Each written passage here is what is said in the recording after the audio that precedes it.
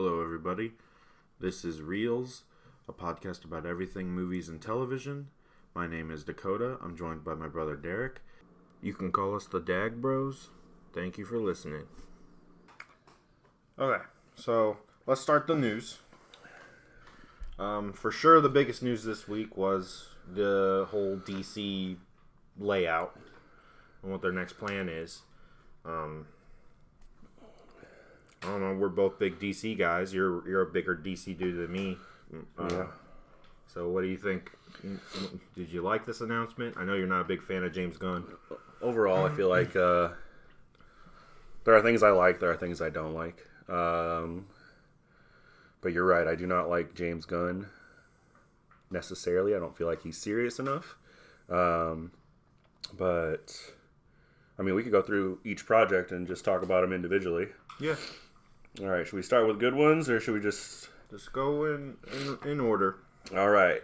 Creature Commandos, 7-episode animated series written by Gunn. It's all done. He just has to cast it and animate it. I had to look this team up. Never heard of them before. Have you? No. I looked them up too, and I saw covers of them, like covers of the comics, and they look freaking cool, to be honest. And during his announcement, the little picture they showed of the animation style looks awesome too. Even though we don't know, obviously nobody knew who Guardians were before he made Guardians of the Galaxy, the movie. So he has experience doing this, and these look like it could be pretty freaking cool. Yeah, I was looking at the old team, and it was essentially the Universal Monsters, and they fought Nazis, just like all comics back in the day. And I really do like that idea. I don't feel like it fits necessarily, but we don't know what is going to fit. But this new team, it looks like it has a Weasel in it for sure. And there is a human. Some people are saying that it's Rick Flag. Some people are saying that it's Steve Trevor. And I kind of like both of those ideas. Yeah. So, I'm not going to write this one off. It's interesting. I don't see how it could possibly tie into Superman. I don't know how we're going to have a Bride of Frankenstein and a Frankenstein monster standing next to Superman. Yeah. It's definitely more passable in an animated world than live action. Right. Especially because in James Gunn's announcement, he was talking about how in the animated space and the live action space, if you're playing the animated character, you're playing the live action characters, the same actors. Yeah. So he fully intends probably to bring these to the live action, and it's just going to be interesting. Right. But yeah, since I don't know a lot, the next one is Waller, which is a spinoff of Peacemaker. Viola Davis is returning, and this actually is probably my least favorite thing. Yeah, I mean, she's literally just there. She's been there for both Suicide Squads. It's just Yeah. And I love Amanda Waller, and I think this casting is incredible. But I feel like you got to get rid of all of this Gunn stuff and start fresh. I don't feel like bringing in his Peacemaker people makes sense. Yeah. Well, and then in Suicide Squad, in his Suicide Squad, when they all her crewmates turn on her and do everything and knock her out and everything. Yeah. It's just she would just have them freaking murdered. Did you watch Peacemaker? No. You didn't? No. Did you? Yeah, I did. Oh, I didn't think you did. It gets worse. Really? Yeah, because their punishment is they have to work with Peacemaker in the show. They are the Peacemaker team now. Oh. But at the end, her daughter is on the team. Spoilers, sorry. And instead of doing something that Waller told her to do, I don't necessarily remember, but it was bad for everyone. Oh, it was framing Peacemaker for some murders to cover up an alien invasion. The show's wild. And she turns Waller in, and Waller gets arrested at the end of that fucking show. That just don't make no. It doesn't make any sense. And so that's why, I just feel like if he's going to start his own new thing, you got to get rid of this stuff. But that's the kind of stuff that makes me worried about his whole universe. Yeah. Yeah, because like we both know that we both like the serious tone of DC previously, Right. and if he just gets rid of that, it's a problem. Yeah. And Like, I mean, getting Waller thrown in jail seems crazy to me, but it's no less crazy than killing Rick Flag, who was perfectly cast too. yeah, oh yeah, he was the best part. It made me so mad. So I just don't have a lot of faith in him. I mean, I'll wait and see what it's like, but you know, that is what it is. Yeah. Okay, the next one is the big one on this list is Superman Legacy. A new Superman movie written by Gunn himself. No director, no nothing else. Says, quote, it focuses on Superman balancing his Kryptonian heritage with his human upbringing.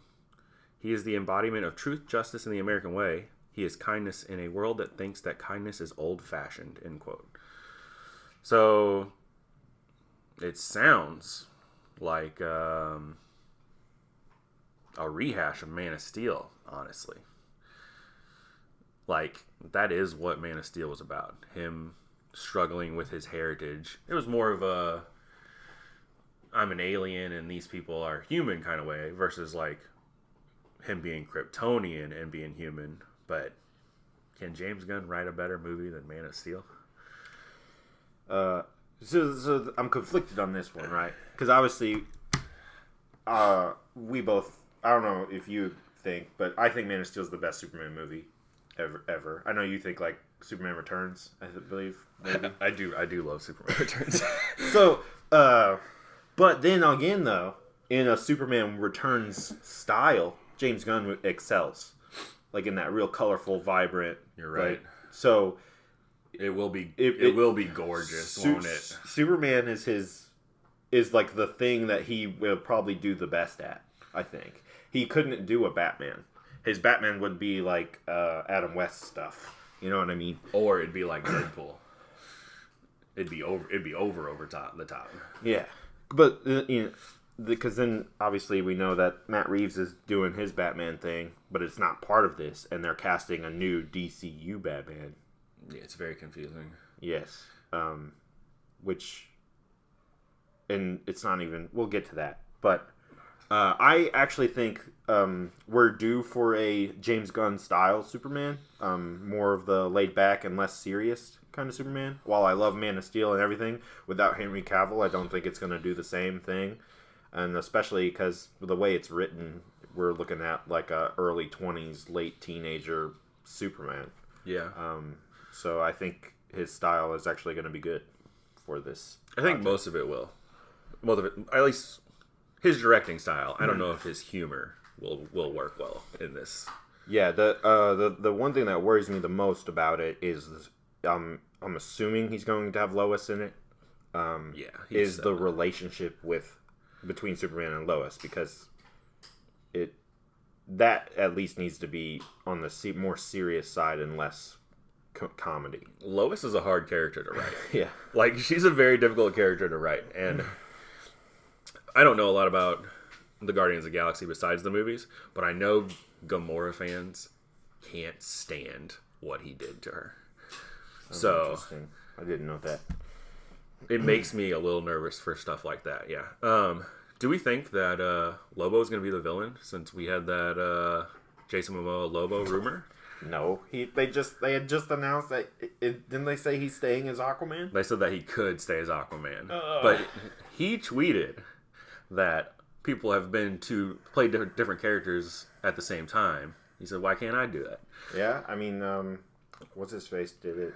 Josh Brolin played Thanos and Cable, technically, even though Deadpool wasn't part of the MCU yet. But it is now, so it's all retroactively. Yeah. Yeah, I mean, his Lobo could be all CGI. Yeah, I mean, he is perfect. He is perfect for it. Lobo. Literally, it's insane. But now think about Lobo written by James Gunn, and it sounds awful. He's gonna be ripping horrible jokes the entire time. Yeah. I don't think Lobo's ready. I don't think you can do Lobo. No, because imagine like a trailer, you know, Like, you're trying to get people to go see Superman again, and you just have this freaking alien rolling in his flying Harley. Yeah. And he just rolls up with his boomstick. He's like, yeah, man, I'm gonna go kill Superman. Yeah, the time to make something with Lobo is probably 20 years ago. Yeah, I mean, I think Lobo lives in The 90s. No, he lives better in an animated world than a live action. That's true. So who do we think is going to be the villain then? Like, what do you think? Dude, I don't know. I have no idea. I feel like to make it different, you just have to pick someone, not Lex or Zod. Yeah. Oh, for sure.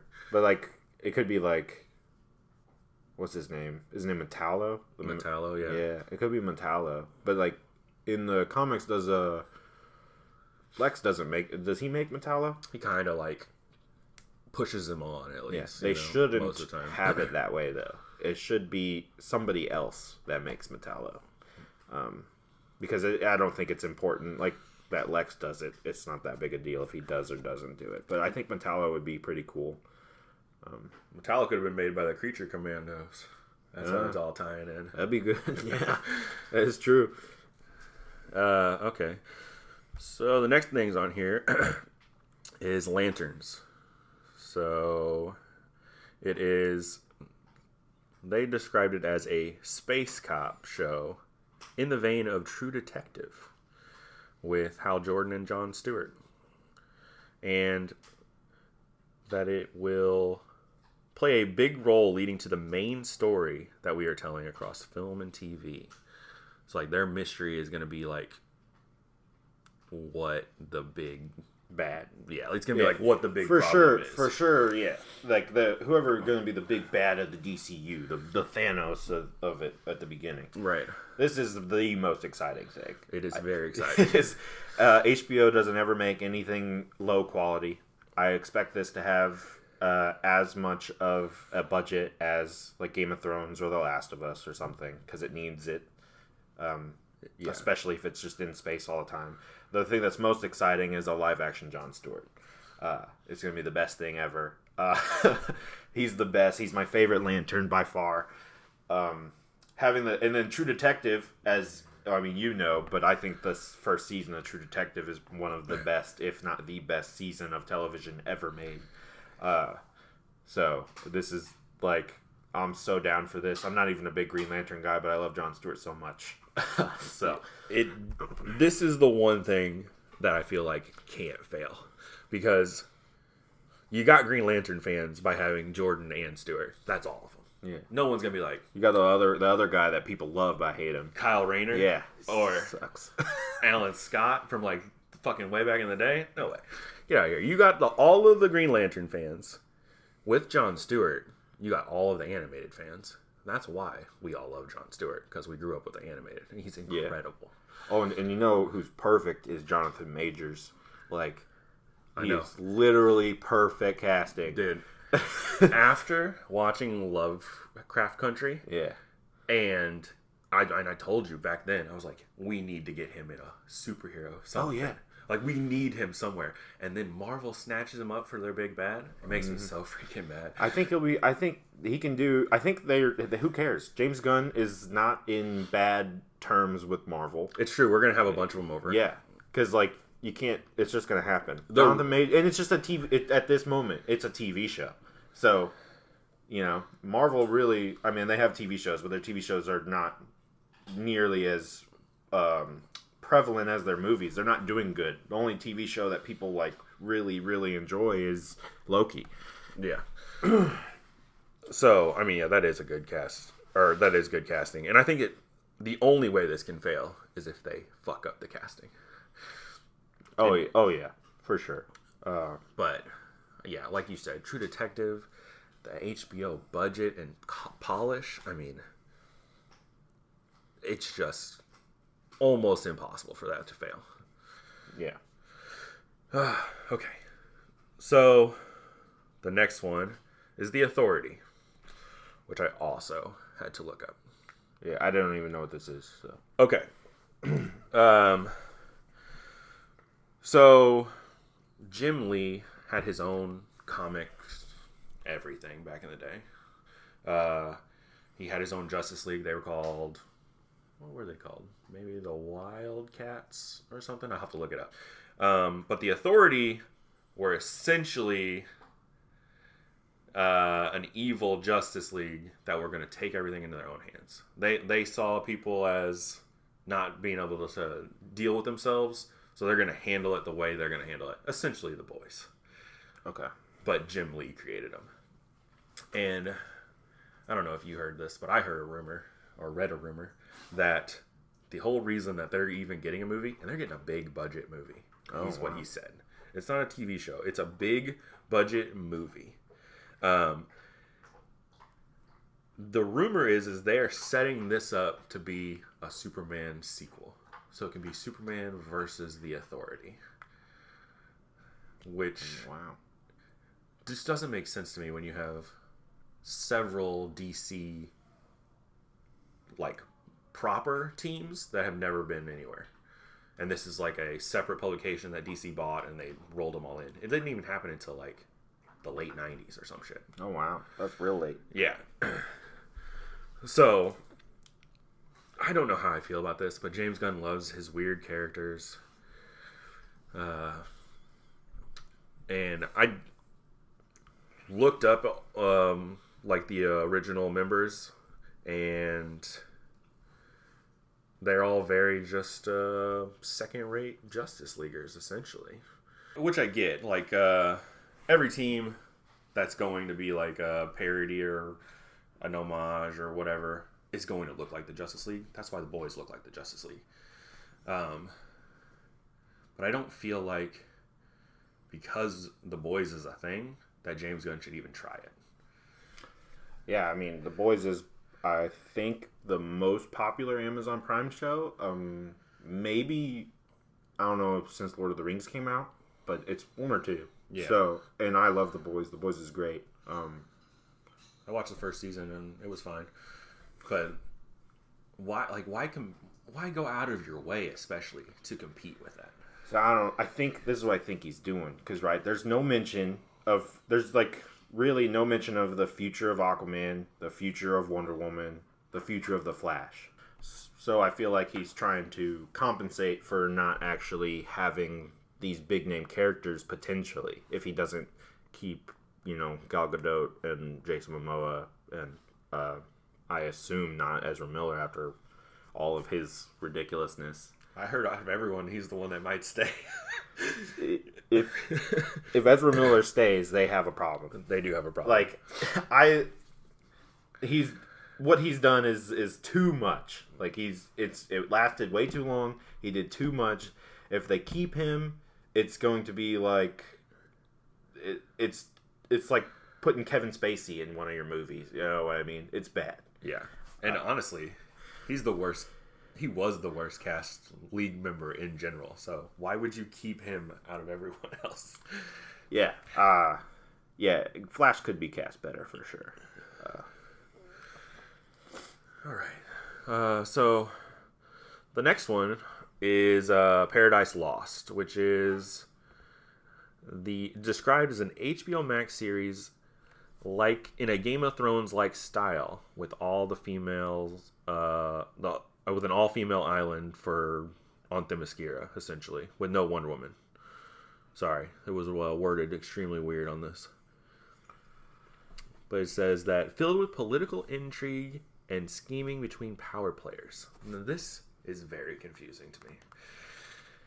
Because the whole idea of Themyscira is that once they got rid of men, everything was perfect.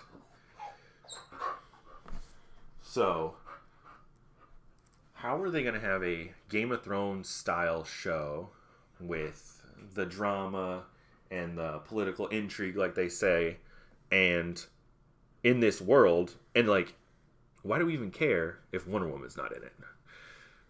Yeah, well, don't the Amazonians, don't they live for, I don't know how long. I don't know how long. Wouldn't it be, her mother, Wonder Woman's mother? I would assume, yeah. Be the queen, I would assume. But I mean, Zeus formed her out of clay, is what the new retcon is. So, like, the gods got to still be around too. So is that why? Because the Greek gods are very Game of Thronesy. Yeah, that'd be if it has all the Greek gods. If it has the Greek gods, it's like freaking Hades trying to take over Mount Olympus from Zeus, or if they go even further back, which I don't know how this works with the Amazonians and whatever, and it's like Zeus's initial takeover of the Titans, like and of over Kronos and whatever. Right. That would be insane, but I don't think they're going to go that far back. But I love Greek mythology. Greek mythology is the best mythos by far. If they go that route, I understand. But if it's just Themyscira, like, it just doesn't make sense, and it's a little kind of weird. Because, like, even, like, I don't know, because I'm kind of going based off of, like, the Themyscira we saw in Wonder Woman and everything, and it just seems very small. And so if it seems like, you know, like as small as a town. Yeah, it does seem like there's no way it can have the Game of Thrones level stuff, because you're right, they are too close in proximity. Like, how are you going to have enough people to have two sides to a war or something even? Yeah. But I was thinking about the gods. That is something. There is something there. But I still find it strange to not have Wonder Woman involved. True.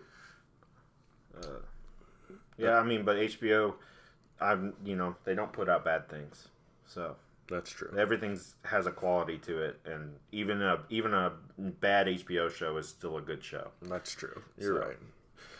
Okay, the next one, The Brave and the Bold. James Gunn will introduce his new Batman along with Robin, Damian Wayne. And that is all that it really says. It doesn't say, quote, "It's a very strange father and son story," end quote. This is, I mean, I'm a huge Batman fan, as you know. And I feel like, first of all, why have a second Batman when Pattinson's right there? I know Matt Reeves doesn't want to get involved, but, like, you're the boss now. You know, James Gunn's the boss now. You tell him he's getting involved. Because Pattinson is perfect. So anyone he casts is going to be, I mean, they're going to be nowhere near as good. People are going to put them against each other. They're going to pick sides. It's going to be the Snyderverse all over again. Yeah. You know what's funny? You talking about Pattinson being perfect, and obviously in, like, the animated world of DC, Batman has contingency plans for all of the other members of the Justice League and everything. Right. And this just popped in my head. It's never been believable by anyone who's ever played Batman that their Batman would do that if a Justice League existed. But Robert Pattinson's Batman makes me believe that he would have contingency plans for everything. And that would be, it's just going to be confusing for the audience, having a new Batman. Also, it's dumb that they skipped over all of the good Robins to get to a bad Robin. That is true. It's stupid. I am excited at the prospect that Talia is probably in this movie. Hopefully. Maybe. Hopefully. But that's, like, the only thing I'm excited about. Like, unless they cast someone freaking cool as Batman. Like, and hear me out here, Jensen Ackles. Oh, Jesus. Now, I know playing Supernatural all the time, and he's not, like, the greatest of actor. But I can see him as a father to Damian better than most actors I can think of for the role. I mean, the only other person in my mind is too old. It'd be like Jake Gyllenhaal. I mean, if they're going straight to Damian, he's going to have to be old. And this is like, we talked about Superman earlier being upper teens, low 20s. How are you going to have Superman be that age and have Batman be in his mid-30s? Because he's going to have a teenage son. Yeah. Or 40s. Yeah, or even 40s. It doesn't make any sense. But, I mean, how are you going to have Jensen Ackles when Robert Pattinson is fucking over there acting his ass off. Like, yeah, I mean it's true. The most exciting prospect of this movie is that he talked about the extended Bat family being in it. Right. And with Damian being a Robin already, that means we have an established Nightwing, hopefully. And Nightwing is probably, of any DC character aside from Green Arrow, obviously, is the person I would always want to have a movie or something with them in it live action. A good Nightwing. Yeah, he did talk about the Bat family. So, I mean, it could be Nightwing, Batgirl. She could be Oracle already. I mean, there could be multiple Batgirls. Red Hood could be in there, and even Tim Drake. So, I mean, that's a lot of people. And, like, we got to think about this from the mass audience perspective. They only know one Robin. And they don't even know his name. They just know he's Robin. So how are you going to sell multiple Robins or multiple people that have been Robin and now they're past that in one movie? Yeah. Yeah, so they're going to potentially run into the same problem of having too many characters to introduce for this one movie. And then you don't have enough time for plot and everything. That's true. It's the same thing as when we have movies like this, me and you always talk about, like, this movie's not going to be good unless it's 3.5 hours long. Yeah. Kind of thing. And that's the same situation if they're going to introduce all these characters. And I really don't like Damian, so... Yeah, he's like a bad Robin. He's like a horrible Robin. Yeah. I mean, like, Jason Todd, I don't even like Jason Todd, really. At least he died and he did something, you yeah, know? Yeah. But, I mean, there's no better Robin than Tim Drake. And Dick Grayson is great just because he's Nightwing. Yeah. But, yeah. Yeah, I mean, we'll see. That one kind of comes down to casting, too. Zac Efron, Nightwing. So, the next one was Booster Gold, HBO Max series, and it is going to be a comedy, which makes sense. But it's weird how much genre flipping we're doing in this lineup. Yeah, well, I mean, like, even the former, in quotes, DCU, you know, Aquaman was more comedic. Definitely Shazam is super comedy forward. Right. And then you have, like, Ben Affleck Batman, you know, super serious man. Yeah. And so it already exists. But, like, I understand that. I understand having a character or two that offers that relief, but a whole series for Booster Gold with no one else, like, throw someone else in there with him. Yeah, I think, honestly, my favorite hero for the comedy side of DC is, like, Plastic Man. Yeah, mine too. Like, That's exactly what I was thinking. Exactly. Yeah, Plastic Man, like, if you're going that way, just do Plastic Man. He's freaking awesome. You would try and beat the MCU because they've failed at making Mr. Fantastic twice. Right. And obviously Mr. Fantastic is way more serious on his team, but it's the same power, so it doesn't matter. But yeah, like, I don't know. I don't know enough about Booster Gold. He's just kind of always been there. He's just like, he's always been like second-rate superhero, but he's like on the top of second-rate superhero. Like, he's on the cusp of being like in the main leagues, and maybe this will bring it out if it's really good. Yeah. And I mean, because he's a superhero fan from the future. So they could have a ton of fun cameos in this show, and it could live and die by the cameos. Like, that's how it connects. It's just like a sitcom. It's like WandaVision. Oh, yeah. It'd be like a sitcom, but that is connecting through these cameos and stuff. WandaVision turned into a little bit more, but it started out very strange like that. So I think there's potential. What I don't like is, I don't know if it's a real rumor or if people are just speculating, but they're just saying it's going to be Chris Pratt because he works with James Gunn. And, like, I like Chris Pratt, and I think he could do it, but I don't know if I want him in everything like this. Yeah, that's Well, I didn't even know that. That's freaking weird though, because when I was looking at this announcement and stuff, I saw like covers of Booster Gold, and he seems like a teenager. Like he seems young. He is young. So that just don't make no sense. Yeah, I mean, he's like, that's the thing is like he's like a super fanboy that brings future technology back to when his favorite superheroes were active, and he just tries to be a superhero with them. So, yeah. Oh man, in my mind I have a perfect like a cast that just looks like Booster Gold. yeah. But he's way too serious of an actor probably to do it. Who? It's I can't think of his name. It's the main guy from 1917. Oh yeah, I don't know his name.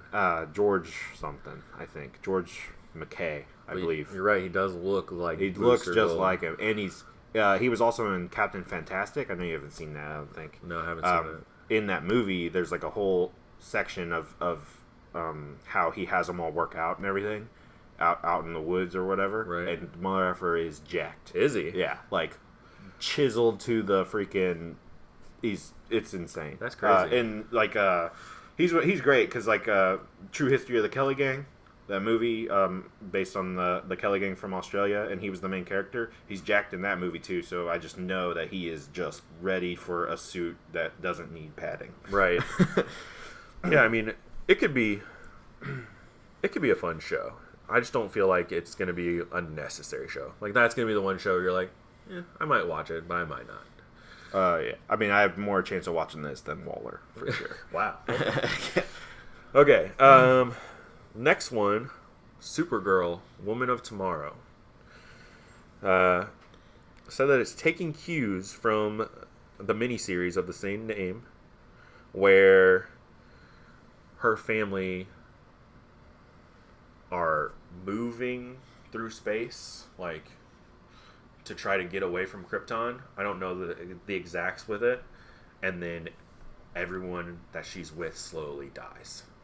So it's like, a Final Frontier or a Voyage kind of thing where she deals with all this hardship, and you get to see all that and the trauma in the present, I believe, on Earth and what it did to her. So he's taking a very serious approach to Supergirl, which is fine, but I feel like it's weird with his Superman again, from what we know about it. You know? Yeah, so, yes. Honestly, this is one of the more exciting shows. Like, if you just think of it singularly for me. Is this a show? I thought it was. Oh, it's a movie. Oh, it's a movie. Oh, well, I mean, it's still exciting. Just because I think Supergirl's a cool character, and the way they're being serious for this one, and like having these deaths, these real like hopefully meaningful, and there's staying away from the comedy. I think this is gonna be great. I like the voyaging across the universe and all that.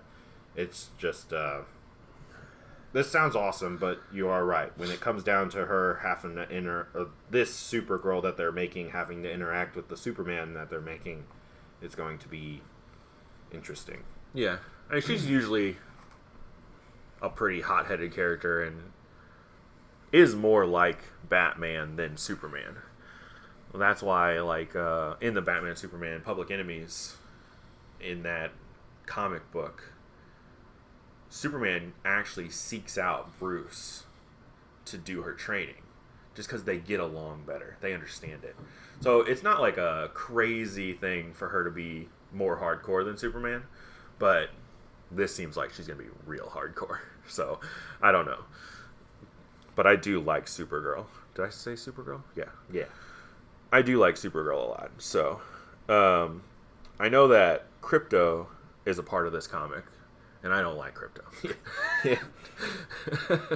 So, and I know with James Gunn, he's 100% going to be in it because of some of the Guardians cameos, like Howard the Duck. But do you think, like I think a Crypto would be cool if he couldn't talk. If he just doesn't talk.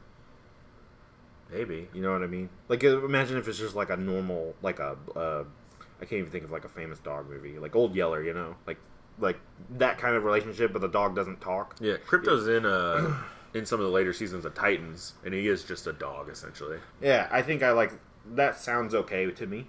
But if it's like a talking dog, like a talking Crypto, that's weird. It's not weird, but like it's just like it would ruin the movie of the seriousness unless when he talks, it's like an older person's voice, Right. Like he's an aged Crypto, and it's like an old wise person talking. I think that would be okay, but Yeah, I think him being a companion actually makes sense, and I'm okay with it if he doesn't talk. yeah, But yeah, I mean, we'll see. And are they going to use Sasha Kaye, the actress from The Flash, who's playing Supergirl? Or you think they're just going to go a completely different direction? they're probably waiting to see how the Flash does. Yeah, you're probably right. That's probably why they didn't talk about that. You're right. Yeah. That makes sense. Okay. The next thing, Swamp Thing. And it is a horror film. And there's nothing on this besides that it's a horror film. And it's going to close out the first part of the first chapter, is what he says. Oh wow, I didn't know that. Yeah, so these movies our movies and shows are all the first part of the first chapter. Gotcha. Okay. I mean, Swamp Thing's awesome. Keeping it horror. Hopefully, it's rated R. I don't think they're going to shy away from R ratings personally, but Right. I know he said something of this list is PG-13. I don't remember which one. It was probably like Superman or something. Yeah, gotta be Superman. But that one. What was the horror movie that Marvel just did? The Werewolf by Night? Yeah, that was super successful for them. So I can see why they're going this route. I mean, I watched the movie. It's okay. It had Man-Thing in it too, and they're the Yeah. Main thing's weird though. He got some powers on him, man. Yeah. Did you watch the show? The movie? I did not. Oh, wild. He just touches you and you disintegrate. It's weird. I'm like, what? But yeah. I mean, this is all exciting. I love horror comics in general. So Right. when you do things like this, it's great. I do like that Swamp Thing is coming in this first initial part of this universe, because that means we're going to get the dark side of the universe that we never got before. We've had a Constantine movie, but we're going to have Another one. we are getting another one. Like, is he going to be our Constantine? Keanu? Yeah, I don't know. because he's coming. That back would for be the freaking sequel. awesome. That would be awesome. But we're going to get Zatanna. We're going to get Deadman. I mean, we're going to get the whole Dark Justice League, and it's going to be incredible. Oh, yeah. I mean, the Dark Justice League is insane. Zatanna is one of my favorite DC characters of all time. It's just, if it goes that route, it's going to be awesome. I mean, if you're stamping this Swamp Thing in early like this, it's got to factor in, you know? Oh, yeah. So, I feel like we'll get there. Yeah. But that is all of them. I think it's pretty like 50%, 50-50. That's how I feel. Yeah, it's like there's a lot of things that going for it that are going to be should be awesome, and there are some things that have the potential, but I'm skeptical about. Yes, so I'm excited for the future of the DC. Yeah. Hopefully we get some casting and director news soon, because I feel like that'll help realize what you're going to be getting. Yeah, I think we'll get directors way before casting. Yeah. Way before. Okay. Okay, so that's DCU's part of the news. The one other thing I did want to talk about were the Super Bowl trailers, like going up to, and the rumors or the confirmed trailers that we have for the Super Bowl. Right. We got the Fast X trailer, which has presumably based on these like teaser trailers that they're doing every movie going up, the timing seems off. It seems like the trailer is going to release like 2 days before the Super Bowl, which is kind of odd and weird. I don't understand why. But but I really love these trailers leading up to the Fast and Furious. I'm more of a Fast and Furious fan than like anyone. I love Fast and Furious. Yeah. Still, and I think that the way they're doing these trailers is a great advertising. It's like almost as good as the Smile, the Smile advertising. Almost. Oh yeah, yeah. Because I mean that was superb. Yeah. I mean the Fast franchise has always known how to pump you up. Like that is what it is. But this is the definitive end. You know what I mean? Right. Like, well, it's part one, right? There's two parts. Yeah, there's two parts, Okay. but it's we always treat part 1 and part 2 movies as one whole movie, and so this is the definitive end or the start to it. So leading it up, giving us all of these like what we've been through for the past 20 years. Yeah. Watching these films is pretty cool and gets me super freaking hyped for the trailer. And I think Jason Momoa is a great person to do the villain for this final movie. Right. I still haven't seen 9. I know. I know. It's terrible. 9 is so good, and people... There's one aspect of 9 that people really hate, but they did it fine and did it where it made sense. And that's why it gets so much hate? That's why it gets so much hate. It's not that I have heard hate and I don't want to watch it. It's just that I don't love these movies after 6. I don't really love them after 5. 6 is a... I see that. Okay. Well, I think 6 is like a low... Like, I feel like it's Fast and Furious movies are made by their villains after the first, because there's not really... They're made by their villains after the first 3. Yeah, after the first 3, and like Luke Evans was like subpar as a villain. I love Luke Evans. Like he's a great actor and I like him. Right. But like he's too pretty to be bad. Too pretty to be bad. He was just like, I don't know. I felt more like Kurt Russell in that movie was more of a... He should have been the villain, even though he ends up kind of being a little bit on the bad side later on. It's very confusing. Yeah, but he's just... But then, like, they bring it back and they get Jason Statham. You know, Jason Statham, this huge action star. He's freaking awesome and he can do all his own stunts. And he's just... That movie's a little weird, though, because they're doing something completely different and he's just against Dom, you know? Right. Trying to... He just shows up. He's like, yep, I'm here to ruin your day. It is weird. It's super weird. But he didn't kill Han. But he did. But he didn't. Yeah. But then you get Charlize Theron in 8, who's I think is the best Fast and Furious villain we've had ever. Let me tell you, after 7, I didn't want to watch. And Fate of the Furious is incredible. It's so good. It's so much fun. So freaking good. And then the reason 9 is it's not as good as 8, but 9 is still good is because Charlize Theron is still the villain. And she's great. And while I like Jason Momoa, I don't think he's going to top Charlize Theron's villain. Yeah. But I also think that we've also never seen Jason Momoa be like really, really like a really bad guy. Right. Like the closest you kind of get is like Khal Drogo in Game of Thrones, where he's like kind of just mean. Right. There's another big actor joining for this movie, isn't there? Brie Larson. Oh, right. What is... We don't know. No we one don't. knows. So we don't know if Brie Larson is bad or good. Okay. But we know she's joining for something. She might. Who knows? I'm thinking if she's good, I think she's going to be Paul Walker's sister. That's fun. Right? Because she kind of has like that. She kind of looks, or she's around that age, and she just has like that lighter blonde hair that Paul Walker had. Right. Because I think that would be cool. Bring more of the family, as Vin Diesel always says. Yeah.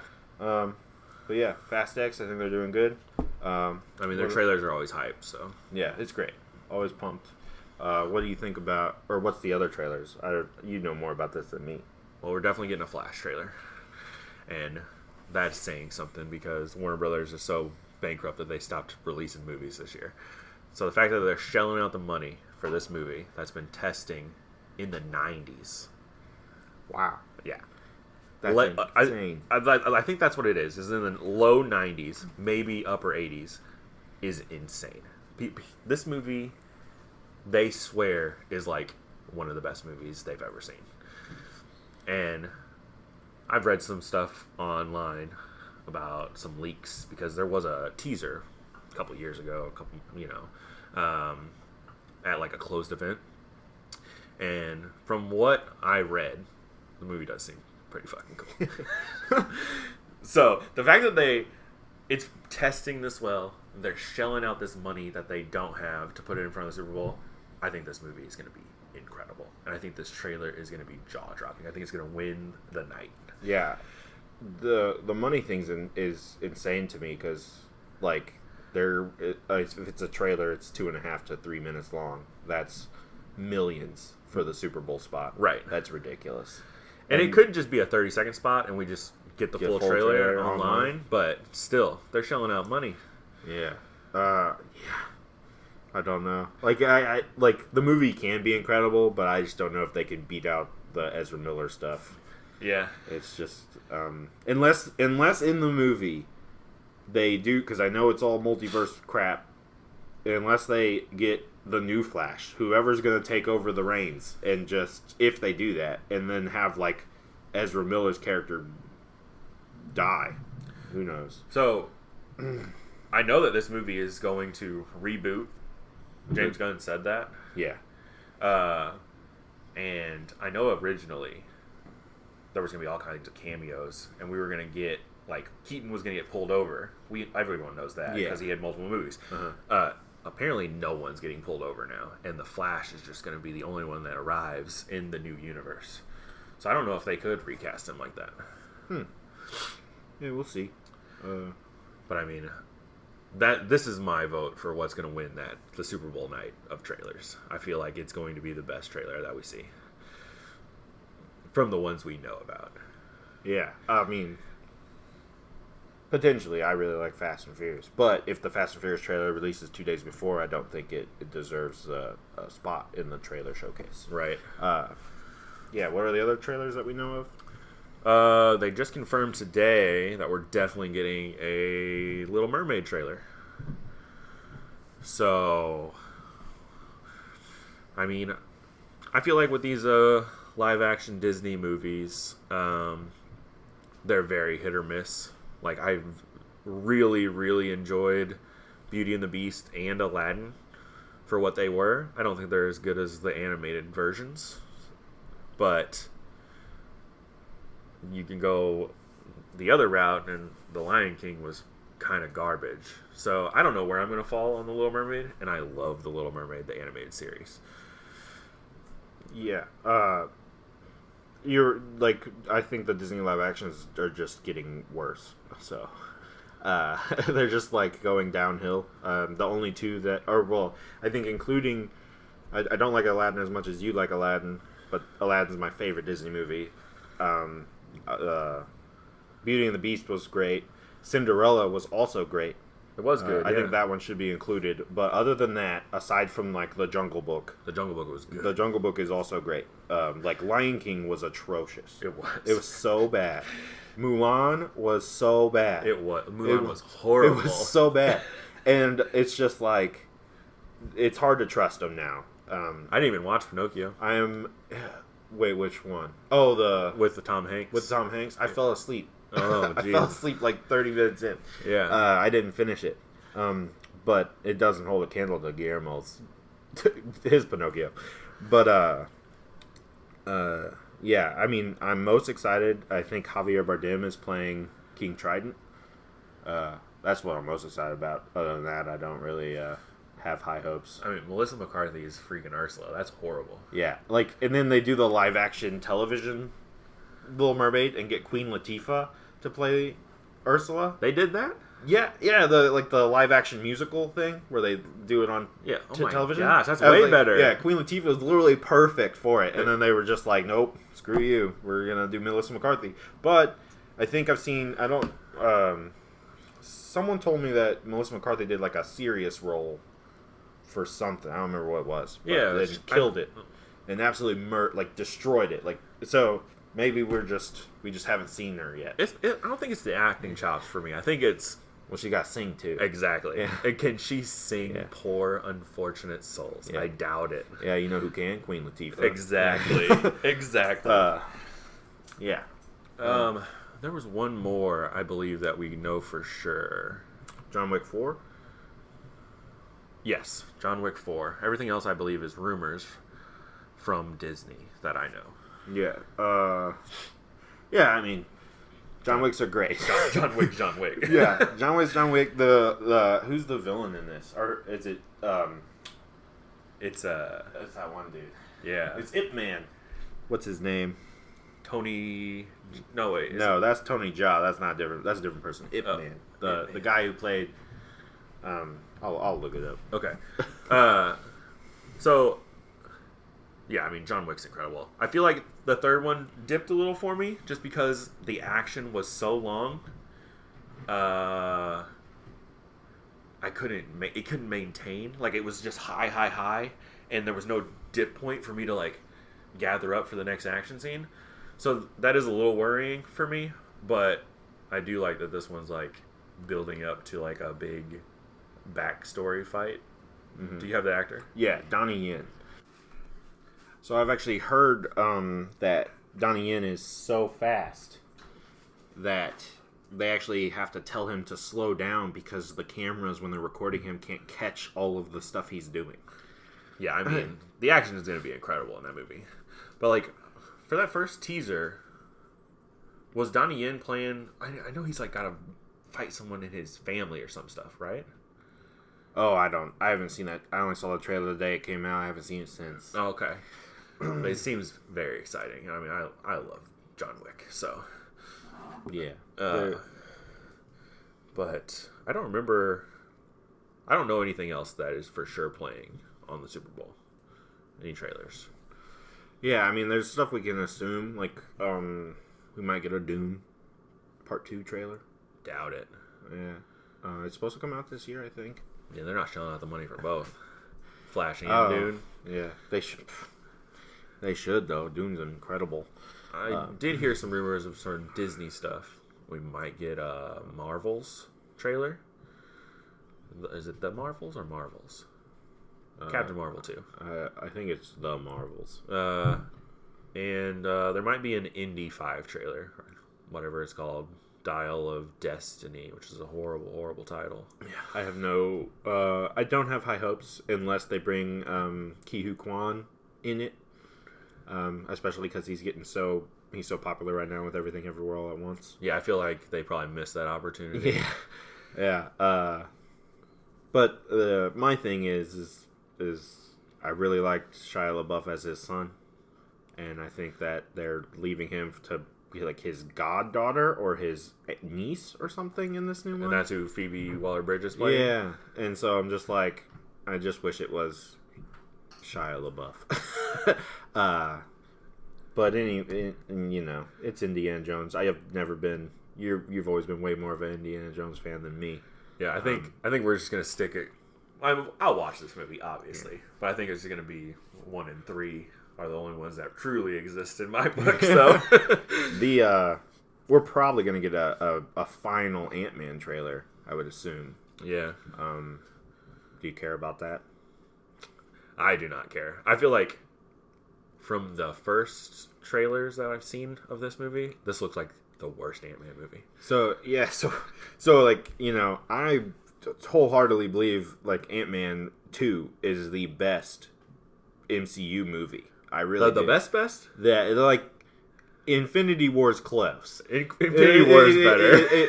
But like single superhero movie, Ant-Man and the Wasp is an incredible underrated movie. It is so good. The only other movie in the MCU that is even close to that good is Ragnarok, and I just don't know. But I did also, how you hear the rumors on The Flash. Right. They're talking about Ant-Man in that same light. They're saying there's stuff in this movie that happens that nobody is expecting. Really? And they said it's going to be mind-blowing and absolutely incredible. And so who knows? And I stopped watching Marvel movies. I haven't seen Black Panther, or I don't even know what else. I haven't watched any of the shows except for Loki and WandaVision. So I don't know, but I will watch Ant-Man. I don't know if I'll see it in theaters, but I will watch it because I like Ant-Man. I think Ant-Man 2 is incredible. Yeah. So we'll see. Most people hate Ant-Man. Like, they think his movies are some of the worst. Yeah, I mean the first one would have been better if the villain was better, but it's not a bad movie. It's like okay. But the second movie is incredible because it doesn't have a villain. No, and she's dope as shit. Yeah, anyway. She's freaking awesome. Yeah, I think it's so underrated, and people just need to really open their eyes and like watch Ant-Man 2 and appreciate it for what it is. But Ant-Man 3, we'll see. I mean, I don't even know if I'll watch it. I haven't watched anything since WandaVision, so not like that's the only phase for anything I've seen. You see Doctor Strange in the Multiverse? Nope. Madness? I didn't see that. Didn't even see Spider-Man. You didn't see Spider-Man? Nope. Man, wow. I just feel like it's unnecessary. I might watch him eventually. Yeah, Spider-Man is a movie of everybody liked it more than I did. Right. But because it just has really cool moments, and they think those moments are so cool that it makes the movie good. Right. But overall, it's really not a good movie. It's like okay, but those moments that are awesome are freaking awesome. Yeah, I went to Disney Plus the other day, and I was like, I'll watch something. Watch one of these Marvel movies I haven't watched, and I was like, all I really want to watch is Spider-Man, and it's not on there.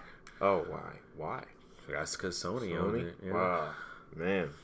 Yeah, you should, because there's like an end moment in that movie. It's so incredible. Other than that, it's like okay. But yeah, so that's the news. I believe.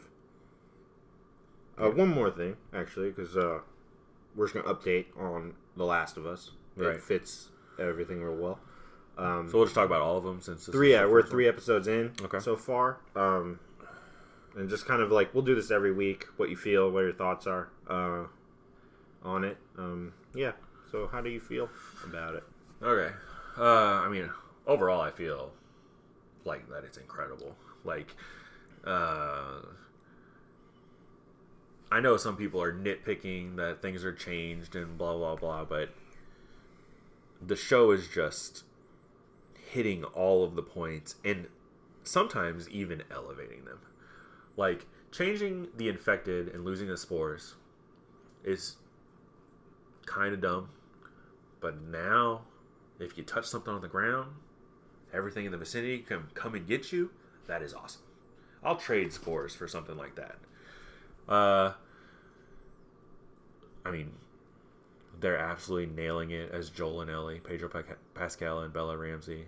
I mean, it's just been incredible so far. And this last episode, Bill and Frank, it was beautiful. Like, I was thinking about it. Is there a better love story that's ever been put on film? Yeah, I mean, it is incredible. It was a great episode for what it was, but I think they forget that it's a television show for the third episode, because we didn't progress. Like, literally from the beginning of the episode to the end of the episode, we probably progressed like 5 minutes of screen time. Yeah, because it is a TV show. So like, literally, I think what they could have done. I was thinking about this, and I'll get to what I think about the rest of the show too.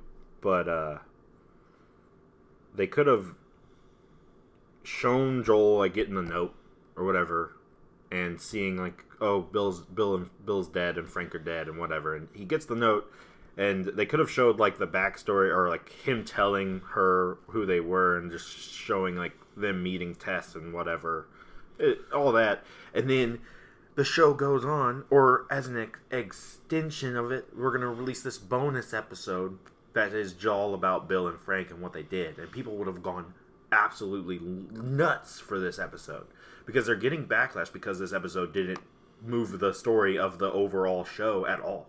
Yeah, I understand, but I think they did it intentionally. They did it so that they could put this gay romance in front of people who want to watch the show but don't want to deal with that. So that's why they didn't do it the way that you wanted to do it. Yeah. I guess, yeah. I didn't think about it that way. Yeah. That is true, because you could see, like, very, like, homophobic tweets on about the episode. Right. Like, what is this? I shouldn't have to watch all this stuff. I saw that it was getting review bombed just before we started this. Oh, yeah. It's insane. How can you review bomb that? It was incredible. Yeah, it was a gorgeous, gorgeous story. Yeah, I guess thinking that way, it's fine. It's kind of like what they did with Ellie in the original game. You don't find out her sexuality until the DLC. That's true. There's hints and little bits here and there, but Neil Druckmann came out and was like, we wanted you to get attached and then tell you. That way you realize, like, it doesn't matter what their sexuality is. You can like anyone and everyone. It doesn't matter. Yeah, that's true. And that was in 2013. Right. Yeah. So what did you think of the show overall? It's great. I mean, it's just absolutely, it's insane. I mean, we're both big fans of the game, and like the fact that you can see this like beat for beat, literally dialogue the exact same almost, is crazy that they're just being that faithful so far. And Tess is my favorite character. They did her great up until the very end of her spot in the show. It's the biggest problem I have with the show. It was a strange change. Yeah. I mean, like, it's fine. Everyone's like, oh, you just didn't like it because they weren't fighting humans instead of infected or whatever. That's not the problem. Yeah. The problem is that's not Tess's character, is not to sit and cower and let this zombie just come up to her and do what he did. She would have shot him or knifed him or done something to. She's a fighter. She's not one to shy away from violence. Right. And they literally were making her. And like you said, there were some aspects of the show that are better than the game. And I think because we got to spend a lot of time with Tess, like being a character instead of like a companion in the game, that she was better in the show than she was in the game. And then that literal last 30 seconds of her life like ruined her whole thing. Yeah. It was really disappointing. It really made me mad and sad. But I got over it. The show's incredible. Ultimately, the show's all about Joel and Ellie at that point. So I can forgive it. The show's great. I'm still gonna watch, obviously. That's it. Yeah. It's interesting that you talk about her not, being a fighter, because and being prone to violence, because the show hasn't shown us Tess or Joel doing anything violent so far. I guess Joel punching that dude, but they also added that flashback, which is very different than in the game. In the game, the very first thing we see is essentially them torturing that dude. Like you chase this man and you find him, and then they torture him for information to find out where their guns are. And since none of that is in the show, I feel like it's just they're different characters. I think they're softer characters. So maybe that's why. Instead of having her go out in this guns a-blazing kind of thing, they were like, let's use it to show how creepy and scary these zombies are. And like, it's weird that we don't know what to call them yet. Because like in the show, we would call them runners or infected. Mm-hmm. Infected is really the one. I mean, they've only mentioned clickers. They haven't. Did they even say clickers? I think so. I'm pretty sure. They don't call the runners for sure. Yeah. So it is strange. I wish we would get a name I guess it is just infected. That isn't catchy. That's not catchy though. I think it's better than. I think it's the best you can do. It's better than what fucking The Walking Dead does. Yeah, the walkers. Carl, go get the walkers. Yeah. And so I think that's enough news for the week for movies and TV. We're gonna do a topic every week, or a few. This week, just to get for our viewers to get to know us better, I figured we would try and do 5 undeniably great movies and TV shows. just to kind of gauge what we like together. So we're going to have a little back and forth and end up with 5 movies, 5 TV shows. That way, yeah, they kind of know what we like, what we're about. Yeah. Okay. I think there's one easy movie that can just get out the way. And it's the movie I've always said that nobody hates. Nobody hates. And that's Jurassic Park. Jurassic Park. Yeah. I think it's the one movie that everybody likes. I said, even if you don't like dinosaurs, you like Jurassic Park. Jurassic Park's a good-ass movie. Yeah. I think it really is. I think it's an easy one to start us off on the movie side. Because even though it's not like, best picture kind of thing, that doesn't mean it. We're not about that. Like, it's just a movie that no matter who watches it, they enjoy themselves or something like that. I can agree with Jurassic Park for sure. Let's think. I mean, you know how I am. I like to throw Titanic in there anytime I can. So, I love Titanic too. I think Titanic's great. Titanic is the one movie that has all movie genres in it. Yeah. I mean, Cameron just knows how to do that. Yeah. Avatar 2 was kind of like that. It was. Oh man, the violence in Avatar 2 is insane. It gets a little horror-y, yeah. like especially when they were, in the spoilers for Avatar 2, I guess. Yeah. In the ship sinking, like it was like tense and scary. Yeah. So, but yeah, so I would throw Titanic up there. I know some people are gonna, it's a romance, but it's dope. The movie's awesome. It's incredibly made. It is, and I agree. I think that is totally one of them. And I do say that there's definitely more than 5 movies that we could probably do. Yeah. But we're just going to stop there. After that, it's kind of difficult to think. Like, because you can go different routes. Yeah, we can't. Those two are like crowd pleasers. Don't necessarily need to do all crowd pleasers. Yeah. So, what's another one? Like, let me think. That no matter who you are, you should still watch this movie. I think The Witch. Oh, going straight into horror, eh? Straight into horror. That's my thing. Yeah, I think a lot of horrors hit this specific style because we have The Witch, which is great, and The Witch is great in 2 ways, right? It's a great horror movie, but it's also a great. It's just a great Oscar contending style movie. It's well made. Yeah. But then I think Hereditary is also in that class. Oh yeah, 100%. But then if you go just to horror movies being undeniably great, it's like Texas Chainsaw Massacre, the OG. Right. It's there's nothing wrong with that movie. Even if you don't like it, if it's too violent or whatever for you, the movie is still what it needs to be.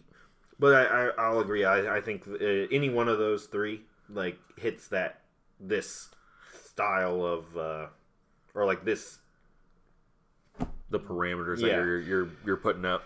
Yeah. Yeah. I mean, I think that all of them are. So we can just say The Witch then. Yeah. Okay. Let's think here. I mean, one that is incredible. I don't know if you've seen it or not. I would assume you have. Is 12 Angry Men. Haven't seen 12 Angry Men before? No. Wow. So, it's just incredible. I was talking to this old guy I work with. He's in his probably 70s, and he actually I found out he used to teach film class, and he said it was one of the movies he made people watch every semester because it is that good, and it's just absolutely superb filmmaking. It's old. A lot of people, especially nowadays, the younger crowd, they don't really like to watch black and white movies because they think it's just outdated and whatever. But I mean, this is 12 Angry Men. Do you know what it's about? I do. It is a courtroom drama, right? Correct. But so it's you have 12 men on the jury. Okay. And this kid, or I don't know if it's a kid or not, but anyway, they go into their little room to discuss deliberate. Yeah, to deliberate, and everyone's just oh, he's guilty. Let's just throw him away. There's a ball game in an hour that we need to get to. You know what I mean? Really? That's what this is about? Yeah, and one dude is like, wait. He's like, let's discuss this. And it's about him trying to convince them, or like, let's talk about this actually to see if this guy is actually guilty. Is it for murder? I don't remember, to be honest with you. Oh. But is it like, because like to just throw it away? The whole thing is in that room. I love it. The whole entire thing. You really need to watch it. And it's absolutely incredible because like it's more so like this guy's like, yeah, let's be serious about this jury thing. And they're all just like, one of them especially is like, we need to go get the ball game. And the other, they're like, oh yeah, I gotta go home and like make dinner and all this bull crap. And then instead of like turning and like agreeing with him, they like turn on him too. They're like, this is ridiculous. Like, you're keeping us here and stuff. So it's got that whole aspect in it too. It's like, it's one of the most incredible movies you'll ever see in your life. Wow. It's absolute. But if you haven't seen it, I don't think we can include it on the list. But I highly encourage people to go watch it. I will watch it. Where is that? I don't. Not at the moment. I'll check it out. It's probably on HBO Max. But if we're looking for something like that, like an old timey movie, I just think the old time movies are better, honestly. I was thinking about like if we stick with like the courtroom drama, they don't make those anymore. They're super cheap. All you gotta have is a freaking courtroom. It's just people talking. Like right. My Cousin Vinny. I don't include My Cousin Vinny in this list, but the movie is a great movie. It is good. But they don't make movies like that anymore. Yeah. They don't finance it just because I guess it's a risk, even though they're cheap to make. I think that's just it just doesn't sell as much as it's worth to have the big actors that you need. Yeah. But then also like part of this is like for our criteria, like I think like The Dark Knight would fit it. 100% The Dark Knight. The Dark Knight is endlessly watchable. Yeah, you're right. It doesn't get old ever. No, it is. I mean, everything about it, the score, the action, everything just freaking hits, and you are pumped up every single time. Like that chase scene, the car chase, that when he turns into the bike and everything. Oh yeah, might be one of the best fucking chase scenes ever made. Yeah. Oh yeah, and it's just on another level. Did you hear what Steven Spielberg said about it recently? About The Dark Knight? Yeah. No. So obviously we're getting close to the Oscars race, or we're in the Oscars race right now, I guess. Right. And Steven Spielberg said in an interview that if The Dark Knight came out this year, it would be nominated for Best Picture. Oh, that's what he said. 100%. Which is totally true. Yeah. But it's cool to have someone of his caliber actually acknowledge it, with the fact that like Scorsese, anyone close to Steven Spielberg's caliber, like Scorsese or anything, always bags on comic book films. Right. Really bad. So I think that was incredible. I think there's only a few. I don't think like the only superhero movie to be nominated recently for Best Picture is Black Panther, and The Dark Knight and Logan are way better than that movie. Well, The Dark Knight is. Logan is too. Logan is of this caliber to be nominated. I liked Black Panther. I really, really did. Yeah, but Black Panther. It's not Best Picture, but it is very, very. It was good. Just a run of the. It was just a normal Marvel movie that was just good. Yeah, but it's like good. Like, I don't know. I wasn't a big Killmonger dude. I didn't think he was like as a loved Killmonger, but yeah. So I think The Dark Knight would go in there. Yeah, for sure. What else could go here? I mean, I don't want to just keep putting Cameron. I know. I was thinking. Were you thinking Terminator? Yeah, I was thinking Terminator 2, but it's both of them are great. Yeah, I don't think we should do the same director. I mean, we don't have. We have Spielberg already. Spielberg, Nolan, and Cameron. Let me tell you, they know how to please the people. I was thinking I would say Pan's Labyrinth, but it's a little niche. Yeah, my wife watched it. I made her watch it, and she did not like it. What? Yeah, she was like, it was fine. She was like really bored, and so I was like, oh. When did you watch this? Have I heard? Oh, no, it was a while ago. Oh, I guess I just didn't hear her opinion. Yeah, she's got bad opinion though. But yeah, I would put it. But if she didn't like it, Not, I guess not. I mean, we're just talking about things that we like, so they still know that Pan's Labyrinth's up there. Something. Let me think. I mean, yeah, The Matrix. The first one, obviously. Yeah. I mean, there's nothing. Or John Wick. No, not John Wick. just The Matrix? Yeah, just The Matrix. I love John Wick, but it's not. It wouldn't fit. I think people can not like John Wick. But I can see Losers. it's not even about like not liking it. Like someone can watch The Matrix and not like it, but they should still appreciate it. Obviously, it's pretty confusing on a first watch. Especially when it came out, it was real confusing. I had my wife watch that, and I put myself into her, like into the mind of a first viewer, and I was like, this movie is fucking bonkers. Yeah. Like it makes no sense until the very end, and even then you're like, what the fuck did I just watch? Yeah, it's but yeah, that movie is one of those like you watch it again and you get all these little nuggets of things that you catch the second time, Right. And it's just like gets better and better and better every time you watch it. Yeah, that's great. I would totally include that. Okay. As well. So I mean, we're doing pretty good. Yeah, I think I everything that comes to mind is like horror movies. I know, me too. It's horrible. Yeah, and I know that you can't put up that many horror movies because they don't make as much money as everything else. Yeah, but they make more technically, right? Because they're cheap to make. But like I don't, there's nothing wrong with Scream. No, nothing. There's nothing wrong with Scream or Halloween. Or yeah, the first Halloween. Even the first Nightmare on Elm Street. I don't think there's really anything wrong with that either. No, that's a great movie. Yeah. Yeah. None of the Friday the 13th. Those are okay. Yeah, I mean, because of my personal preference, it's always going to be genre films. Sci-fi, horror, fantasy. Yeah. That's what we could do. Fantasy? Lord of the Rings. Lord of the Rings. We didn't even think about it. Yeah, you're right. Lord of the Rings for sure. It's all three of them. It don't even matter. Those are great. Oh, they're like, this is the best trilogy ever put on screen. Ever. Yeah. It's just, the quality doesn't diminish at all. It's No. crazy. Could watch it endlessly. Yeah. It's one of those things you watch every year. It's every time. It doesn't matter. Yeah. So, to TV shows? Yes, a much harder list. Yeah, I mean, it is much harder. I think for us, we have one easy one. Lost. Love Lost. It didn't have a dip like most shows do.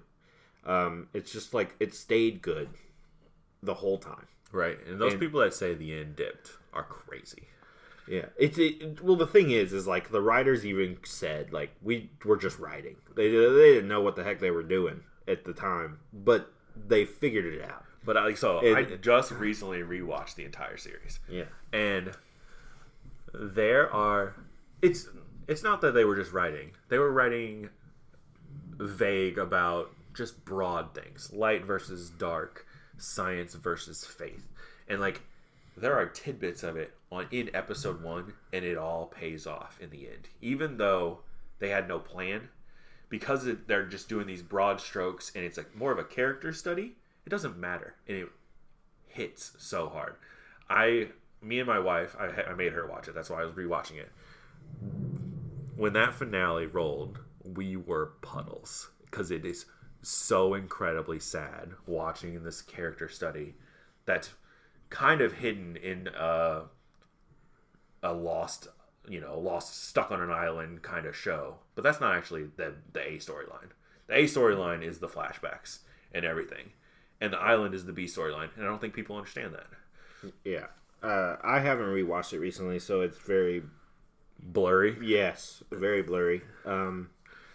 But it's like the fondest memory of watching it every week. Coming back, and it was incredible. Yeah, it's amazing. And it's just like something that like it was like a thing. Like you would go places and you're like, did you guys watch Lost yesterday? It was the first one of those. Yeah, Lost is totally responsible for all of the good television shows out now. Right. Like it was the first TV show that had a budget of a movie, essentially. Like, or at least close. Right. The pilot definitely did. The pilot is still one of the most expensive pilots ever made. Even more so than like HBO shows. Like even more so than Game of Thrones and stuff. It's crazy. That's because they actually put the fucking plane on Hawaii. Yeah, it's stupid. But that's the easy one for us for sure. But then like how shows dip, like, right? Everyone, a big show that everybody loves is Breaking Bad. I know you haven't seen Breaking Bad. No. I have seen Breaking Bad, but there's one season of Breaking Bad that I think is bad. I don't remember which season. It's whichever season it has they're called the twins. They're assassins trying to kill. It's always always those later seseasons. Yeah, like it was 6 or 7. No, it wasn't that. I think there was only 5 seasons of Breaking Bad. There was only 5 seasons of Breaking Bad? 5 or 6. I don't know anything about that show. It was like season 2 or 3, but the twins season is bad. So it's just boring. It's just not good. And then there's like characters in the show that you just hate, like is Walter's wife. I forget her name. She's just I hate her so much. But yeah, so I won't include that. But shows that don't dip, it's hard to find. Yeah, like Penny Dreadful. Penny Dreadful doesn't dip. Doesn't dip ever. It's only 3 seasons, and it's my favorite show of all time. I would put it on here, but I can understand when people... I feel like you can look at Penny Dreadful, and I feel like it's like even if you don't like it, you can appreciate it. So here's the thing, I love Penny Dreadful also. And like, I feel like if it's our list, we can definitely put it on there. Uh-huh. But I know that episode 2 with the seance, like I know half the people turn that shit off. Because like, this shit's fucking weird. It is. And yeah, we don't have to include it. I just, I'll include it. I fucking love it. It's so great. Because this is the thing. About TV shows for us, I think, is that we don't watch comedy. We don't watch sitcoms as much as the mass do. Everybody loves sitcoms. Yeah. It's absolutely insane. I'm very picky with my shows. I'm even pickier with my sitcoms. Yeah. Now, the craziest thing is I have there's a few of all the sitcoms, I think that 70s show could fit it. I think anyone can watch that 70s show and like it. I hear you. Yeah. But what about New Girl? I mean, I love New Girl. It's great. I'm watching that right now with my daughter. This is the thing about New Girl, though. Well, okay. I don't think New Girl is a sitcom. Interesting. Yes. New Girl is a like a it's like a romance drama with a little comedy, because like it does not have near the comedy that like How I Met Your Mother or that 70s show. I don't think you remember. I mean I do. It's just the Schmidt stuff and the Nick stuff. It's just like, no, they all have something. They're all funny. Yeah, everyone but Jessica. Like, I don't know. It's not. I think we can include it. I'm okay with that 70s show. I just don't think it's a sitcom. Okay. I'm okay with that 70s show. I like sitcoms more than you, I think. Yeah, I'm super... I have a super weird thing of comedy. I'll be in a movie theater, and we're watching a movie, and then I'm the only one who laughs at things, the things that are actually funny. They're not funny. And then everybody else laughs at the stuff that's not funny. See, I know you don't like this, necessarily, but I would like Parks and Rec up here, too. No. No, I tried to watch Parks and Rec. It's like fine. There's some funny moments in it, but here's like the thing: The Office is better.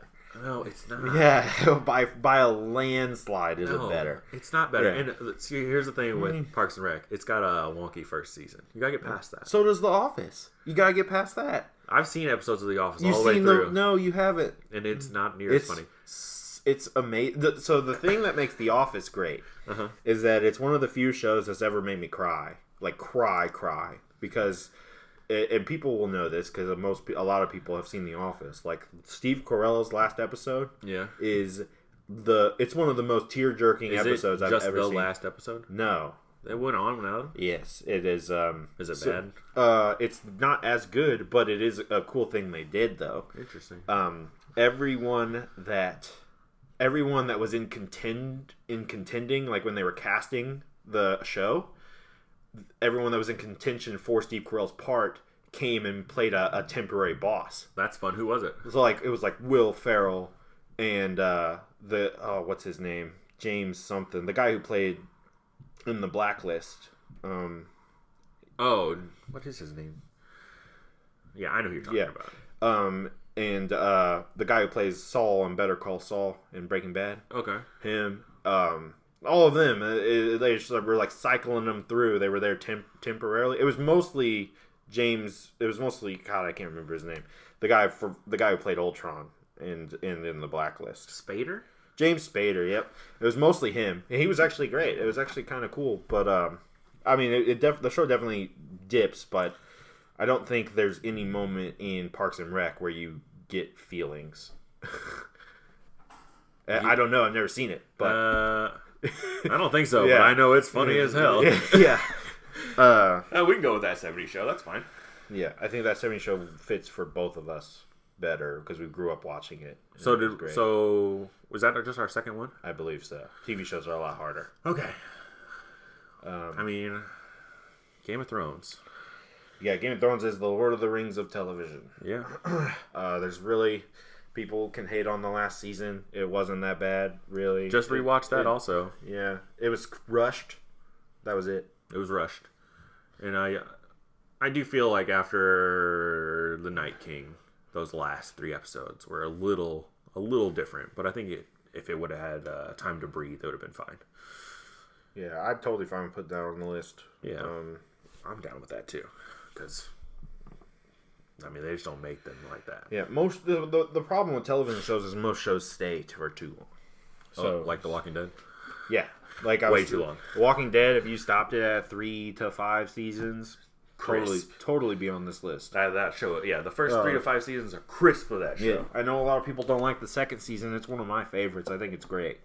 There's no zombies in it hardly, but that's okay. Yeah, that's going to be the complaint for The Last of Us. Come down the line. No, I'm so pumped for this new episode of The Last of Us because there's not going to be zombies and they're fighting real people. It's going to be awesome. Yeah, it does look cool, but I know that it's going to get people. People are like, where are the zombies in my zombie show? Yeah. What else could we do? So what about like True Detective? Like, even though there's like 3 or 4 seasons now, they're all single stories. So like the first season of True Detective is the best season of television ever. So yeah, I mean, I would definitely put that up there. I mean, it's absolutely insane. Yeah, the acting in it, Woody Harrelson and Matthew McConaughey, they absolutely kill it.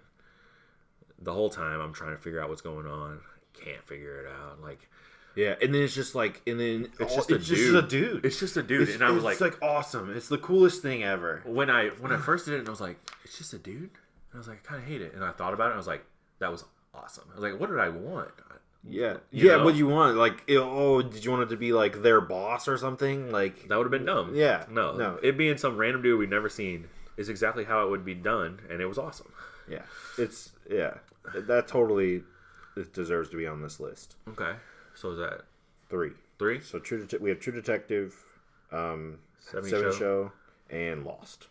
Oh, we have Game of Thrones. Oh, and Game of Thrones. So we have 4. So one more. Let's think. That's all the shows. That's all I've watched. That's all the shows. Yeah, it's hard to pick like a good one is totally true, I think, is Batman the Animated Series. Oh. Right? Yeah. That's a TV show. People forget about it. I do. I forgot about it. Yeah. That's like the best one. Yeah. There's nothing wrong with that. It's incredible. Right. It's perfect. That is a perfect. It's just great. Yeah. Yeah. There's a couple episodes that are like, but it's pretty fucking good the Yeah. whole way through. Batman Beyond is just as good too. Yeah. So yeah, I'm cool with that. I don't watch as much television show. So, are we at the end? You just want to talk about what you have been watching? Yeah. Okay. So what have you been watching? Uh, Movies you've watched recently, or shows that you are currently watching? so we just watched the Banshees of Inisherin a few days ago. It is probably, I've only seen 4 of the Best Picture nominees, 4 or 5.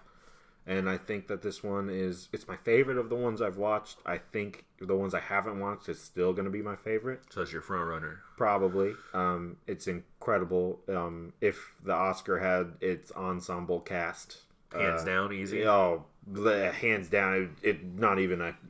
It's insane. There's like 9 total people in this movie. Like, that's it. And 4 of them are nominated for Oscars. Like, that's crazy. That is crazy. And it's like, Is it a comedy? Because I've seen it. It is? It is a comedy. It's a really dark black comedy, but it is... Because I've seen some people be like, how can you say it's a comedy? It's horrible. Like, I think it's a black comedy. Yeah. Yeah, it's just like that kind of comedy that not everyone... So I'm definitely going to like it. Yeah. It's I mean, ultimately, it's like just about loneliness. Like, it's just a story about... Right. Yeah. Okay. And how different people deal with that. But it sounds like so dumb, but it's like a great movie. It's kind of like the King's Speech, right? The King's Speech is just about this king with a stammer. They say it's not even a stutter, a stammer. Movies Trying to give need help giving his speeches, and you're like, that movie sounds terrible. Well, guess what? That movie is one of the best movies ever made. It's like incredible. It is a very good movie. Then that's how the Banshees of Inisherin is, and that what I really like about it is I feel like Colin Farrell doesn't get talked enough about his acting skills, and this year is like his year. He was in my opinion, the standout at performance in Batman. Like,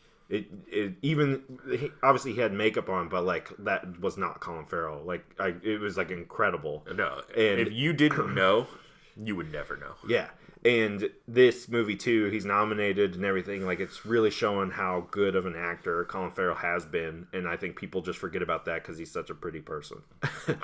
I've always liked him, but yeah, his box office struggles. Yeah, and I mean, I've always thought he was incredible. Yeah. So, anything else you've been watching? I'm trying to think TV. I mean, aside from The Last of Us, we already talked about that. Yeah. I watched a few episodes of. I started watching Shrinking on Apple TV Plus. I don't know what this is. It's new. It just came out. There's only 2 episodes right now. It's got Jason Segel and Harrison Ford in it. Fun. Yeah. Oh, you were did, telling me about this, about him he's being he's a shrink. A therapist or whatever? Yeah, he's a psychiatrist, I believe. And his wife passes away, and it's about him, like, he kind of, like, just, like, feels like blah about his job now, and he doesn't really care. And he starts telling his patients just, like someone if you told someone on the street, like, what your problems are, and they would be like, just the obvious, like, oh, your husband beats you? Well, then leave your husband, kind of thing. And then they start getting better. Like, they start really making changes in their life instead of doing the same thing over and over again. I saw that this was getting some backlash. I don't know why. Because it's, like, anti-therapy. Oh. It's like, oh, no. You're saying, like, therapy's nothing and you just need a good old get out there and get them? Oh, yeah. Well, some people do, though. It's true. That's the thing. It's like, obviously, like, I believe in therapy. I've never been, but I understand that some people it works, but there are some people that therapy just won't work. Yeah. And then they need this, like, kind of like kick in the ass kind of thing. Yeah. I'm okay with not judging especially because it's a comedy. Yeah. I highly recommend it. I've loved Jason Segel, especially like in like Forgetting Sarah Marshall and everything. I think those movies are great. The fact that he did get Harrison Ford in the show is crazy to me. Harrison Ford is always down, unless it's Star Wars. He's Yeah. always down. Yeah. If Star Wars didn't pay him, he wouldn't do it. But yeah, that's really it. So right now, Well, I've been watching a lot of stuff actually. Just finished Yellow Jackets. and I know you haven't seen it, so I don't want to, get crazy into it, but the show is very entertaining, and you build and build and build, and you're wondering what this show is until the very last episode of season 1, and it just pumps me up even more for season 2. But all the returning actresses are, they're just incredible. Oh, yeah. And honestly, the young actors that are playing them when they're lost, some of them are awesome. One of the characters in particular is just a complete sociopath. She's insane, and I absolutely love her. I could watch this character for hours on end, and it's just so much fun. So I'm excited for season 2. I think it starts in like March. But I also finally got around to The Bear. Oh my god. Yeah. I love The Bear so much. So I'm sitting here and I'm watching The Bear. And first of all, I started that first episode and I was like, what the hell is this 20-minute bullshit? Why are these episodes so short? And I get it because it's a lot. A lot goes on in these fucking episodes. And it is well made. I do like it. I think it dips in the middle a little bit. Like it overstays its welcome. We don't get to where we need to be, you know? Yeah. And I think it's just because my man's loves Chicago so much. The dude that makes it. And he's doing all this stuff with like all these extra shots outside on Chicago. And we had to have that beat in the middle where it's like, no, Chicago ain't like this. We can't change. And like the sous chef, what's her name? You know what I'm talking about? Yeah. When she quits. That part, like I was like, this movie, like this show's a little weird for me. But then she came back, and everything came back, and like it all finally made sense. And his brother left him all that money and did all this. And I was like, man, I like this show. Yeah, it was the first season of The Bear is like a prequel to The Bear because it doesn't actually become The Bear until the very end. Right. It's like building the characters of it. It's crazy and it's incredible. And then that one. What'd you watch it on? Hulu? Hulu. With ads? No ads. So if you have ads, this is cool. There's one episode that doesn't cut. It's one whole take. They don't ever cut. It's a true whole take. I thought it was. Yeah. And when you're watching Hulu with ads, because I had to watch it with ads, that episode doesn't have ads because there's no cuts for the ads. And I just love Jeremy Allen White. Like, big Shameless guy. Lip is my favorite character in Shameless. I know a lot of people love Ian and Mickey, but he's just... I'm glad he never got the attention he deserved in Shameless, and he's getting it for The Bear. And he won the Golden Globe, I think, or whatever that show was. He does very well. I think it's funny that he's essentially playing the same character. Yeah, he when the show was hot, because I know you took a while to watch it. Yeah, he would actually said that in the interview. He's like it's very, very similar to Lip. Right. It's in Chicago. It's a rough guy from Chicago still, and it is essentially the same character. But he's in that. He's about to be in that wrestling movie with Zac Efron. Oh, the one that's based on a true story. Yeah. Based on that family of wrestlers. I forget what their names is. Yeah. But I'm glad that I want to see him do something else. Yeah, he is very talented. What else? So I talked about Yellow Jackets and The Bear. Anything else I've watched? Let me think. I don't think so. I've been slacking on the movies. Yeah, I've been playing more video games this last week than watching things, so. Yeah. Well, that's it for this episode of Reels. This podcast releases every Monday. Thank you all for listening. You should go check out our other podcast called Cartridges, which is all about video games, if you have any interest in that. And we'll see you next week.